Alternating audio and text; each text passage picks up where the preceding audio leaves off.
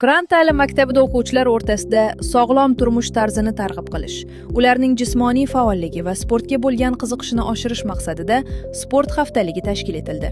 Mazkur haftalik davomida sinflararo shashka shaxmat, voleybol hamda futbol musobaqalari yuqori kayfiyat va ko'tarinki ruhda o'tkazildi.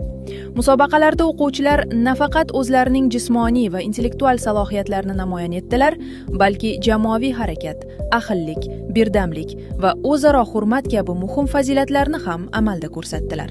Ayniqsa, jamoaviy sport turlari o'quvchilarda bir maqsad yo'lida harakat qilish, bir-birini qo'llab-quvvatlash hamda g'alabaga ishonch bilan intilish kabi sifatlarni yanada mustahkamladi.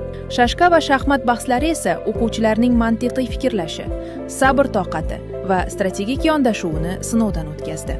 Musobaqalar davomida har bir sinf faol ishtirok etib, sportning inson hayotidagi o'rni va ahamiyatini yana bir bor namoyon etdi.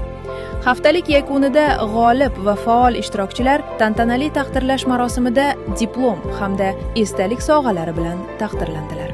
Bu kabi sport tadbirlari o'quvchilar qalbida sog'lom raqobat muhiti, jismoniy chiniqish va do'stlik rishtalarini yanada mustahkamlashga xizmat qilmoqda.